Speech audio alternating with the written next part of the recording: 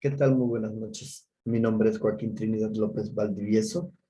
Curso el sexto cuatrimestre de la licenciatura en Derecho, con énfasis en litigación y juzgamiento oral.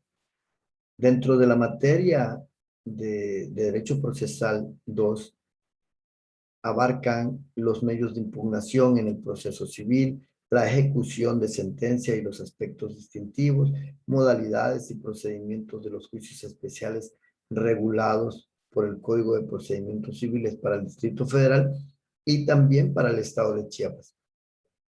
Aquí también se destaca el concurso de acreedores, el juicio sucesorio y las controversias del orden familiar, así como la jurisdicción voluntaria y la justicia de paz. Dentro de la actividad número 1, eh, veremos la queja y la revocación.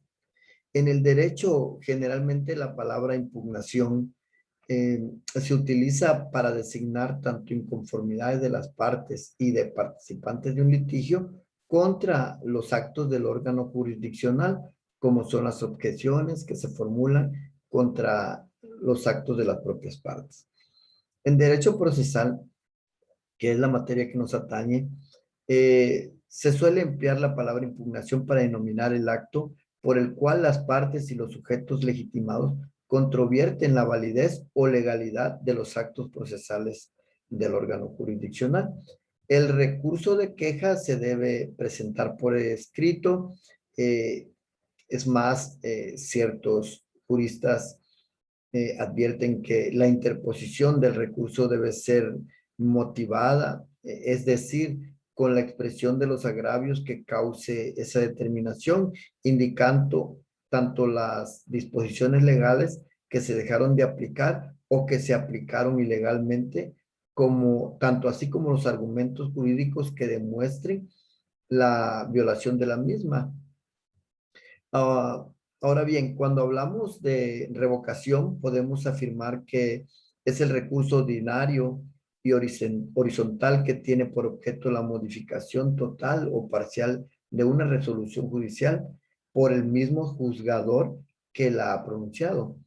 La revocación es un recurso, es un medio de impugnación que se interpone dentro del curso del proceso. Posteriormente, en la unidad número 2, vimos lo que es la apelación extraordinaria, que la regula el artículo 717 del Código de Procedimientos Civiles, que nos dice que es admisible dentro de los 3 meses que sigan al día de la notificación de la sentencia, en los casos que el mismo precepto señala. Se impugnan resoluciones que han adquirido tanto la autoridad de la cosa juzgada, lo cual implica que aquella es un medio de impugnación de carácter excepcional. No se tramita dentro del mismo proceso original, pues este ya ha concluido mediante una sentencia firme, por lo cual tampoco se puede considerar como un recurso, sino como un proceso ulterior, como un proceso impugnativo de la cosa juzgada. Dentro de la actividad 3, vimos a los juicios ejecutivos. Podemos concluir que los juicios ejecutivos realmente son, en su caso, ya sean civiles o mercantiles, eh, tanto así como los juicios de desahucio, buscan vencer la resistencia del deudor moroso en juicio, quien acude a esta vía demanda del juzgador un procedimiento para exigir al deudor que adecue su comportamiento al derecho del acreedor y que cumpla con la obligación. Por consiguiente, el conjunto de pasos y la ritualidad a seguir por las partes han sido encaminados a cumplir con estos objetivos. Es decir, se busca del juez una conducta de acción que lleve al cumplimiento del derecho insatisfecho y reconocido previamente en el título ejecutivo que abre paso a cualquier vía de ejecución. En la unidad 4 hablamos sobre el juicio sobre arrendamiento de inmuebles. La controversia de arrendamiento inmobiliario es un proceso legal que puede emprenderse ante el órgano jurisdiccional para efecto de obtener una sentencia favorable en la que se ordene al demandado, que es decir, el arrendatario, para que entregue de manera voluntaria el inmueble arrendado, y para el caso de no hacerlo, el tribunal ordenará el lanzamiento del demandado de dicho inmueble. Este puede estar sujeto a medidas forzosas para cumplir con la orden emitida por la entidad judicial. Legalmente, el desahucio o el lanzamiento de una propiedad se encuentra contemplado por la ley y consiste básicamente en que una persona que haya dado en arrendamiento un inmueble le sea devuelto por medio de un juicio de controversia de arrendamiento en caso de que el arrendatario no cumpla con las ciertas condiciones que se establecieron. El arrendamiento inmobiliario en su carácter de juicio en materia civil es un proceso por medio del cual se dirime una controversia. El juicio de arrendamiento, tanto en lo que se refiere a la parte sustantiva como a la adjetiva, satisface en lo general las exigencias de un derecho que es cada vez más justo y expedito.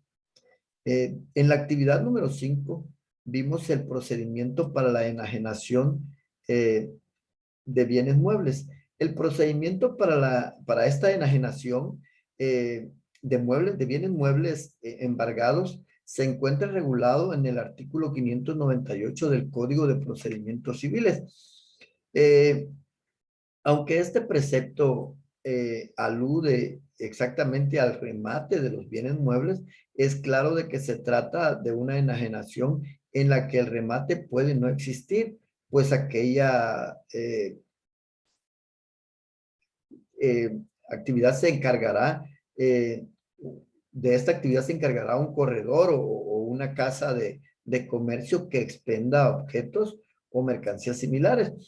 Y solo se exige que la enajenación se haga sobre la base del precio fijado por peritos o por convenio de las partes y que el precio sea pagado de contado.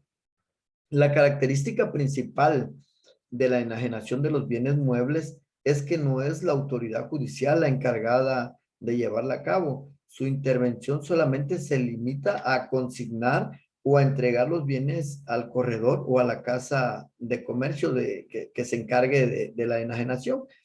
Esto significa que en tanto que los bienes inmuebles se enajenan mediante remate judicial, los bienes muebles son enajenados en cambio por el corredor o la casa de comercio a quien la autoridad judicial le haya consignado dichos bienes para tal objeto. Es decir, el precio fijado para la venta del bien mueble se reduce por orden del juzgador en el 10% por cada 10 días que transcurran sin que se logre su venta. Posteriormente, vimos la actividad número 6, en sí vimos la enajenación. Para esto nos tenemos que remontar a que el derecho sucesorio es el conjunto de normas contenidas en el Código Sustantivo Civil de cada entidad federativa.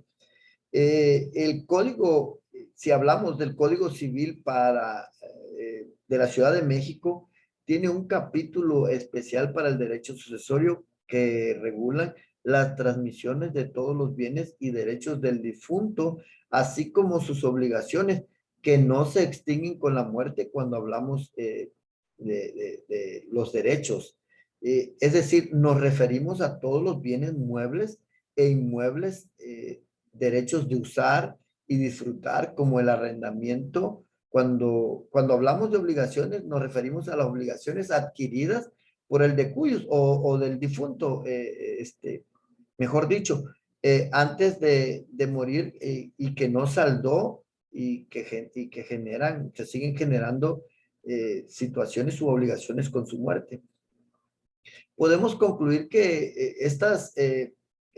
transmisiones se regulan tanto del derecho y es creando obligaciones de hacer o no hacer y de abstenerse de hacer que tienen que seguir los participantes de esta relación sucesoria y de esta manera poder tener una sucesión hereditaria fácil, rápida y sin conflictos.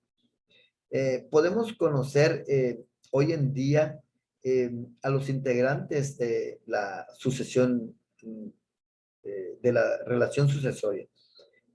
Principalmente, o el primero es el de cuyos o el difunto.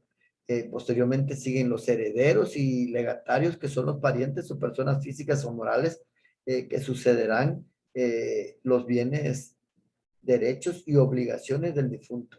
Y por último, encontramos a el albacea, es decir, es la persona encargada de administrar, resguardar, manejar o muchas cosas más durante el proceso que dure la ejecución o la sucesión. En la unidad número 7 y última, vimos el juicio de mínima cuantía. El origen de los tribunales de mínima cuantía es muy remoto. No se sabe con exactitud dónde y cuándo aparecieron, pero puede pensarse que surgió la figura del juzgador como una forma para superar la etapa de la autotutela, que era la manera más violenta de resolver los litigios. Los problemas entre los hombres han sido, son y serán de diferente magnitud, desde los pequeños hasta los grandes de importancia tanto pequeña o grande económicamente hablando. La justicia de mínima cuantía es la justicia del pueblo.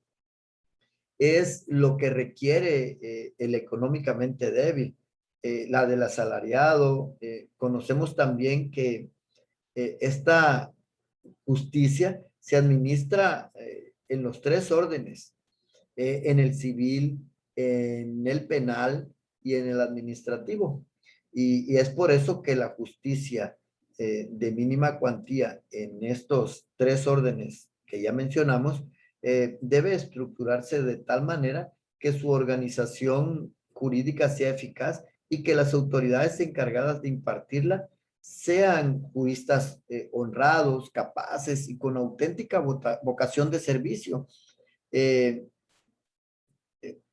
Personas letradas o estudiadas, responsables, verdaderos profesionales del derecho, pues que reciban una remuneración económica adecuada,